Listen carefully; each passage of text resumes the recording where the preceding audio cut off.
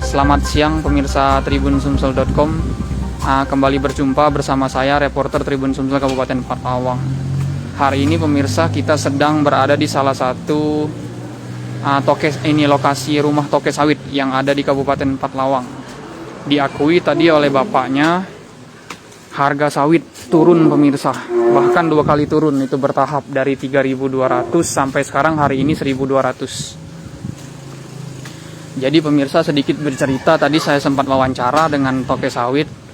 Waktu awal sawit ini turun, katanya pemirsa, mereka benar-benar alami kerugian karena memang sebelumnya, jika hari sebelumnya sempat membeli sawit dengan harga 3.200, kemudian dikirim ke pabrik, menunggu selama kurang lebih 2 hari di pabrik, itu pas harganya turun. Jadi posisinya pemirsa, beli 3.200, jual di pabrik kurang dari 3.200. Jadi benar-benar rugi pemirsa toke sawit dengan adanya kebijakan turunnya harga sawit.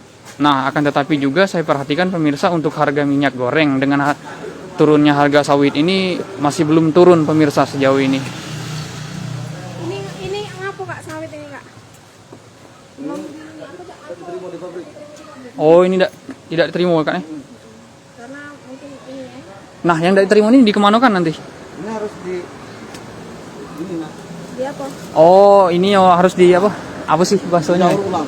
Nah, didaur ulang. Dijadi kapuk Kak biasanya. Nanti dikirim pabrik dalam bentuk yang ini kan? Iya. Nah, bisa. Beda harga kan? Sama bayar. Sama bayar harganya. Tapi modal dinambah. Oh iya, modal. Ya begitu pemirsa. Ya sih, benar juga pemirsa. Jadi alangkah disayangkan sih dengan turunnya harga sawit ini, minyak goreng belum turun juga hingga saat ini. Masih mahal ya minyak gorengnya? Masih mahal. Alangkah baiknya segera. Jadi begitulah pemirsa tribunsumsel.com, kira-kira pantauan kami. Ini reporter Tribun Sumsel Kabupaten Patlawang di Kabupaten Patlawang untuk keadaan persawitan ataupun buah sawit di Kabupaten Patlawang. Sama di sini juga mengalami penurunan. Jangan lupa subscribe, share, komen, dan like ya.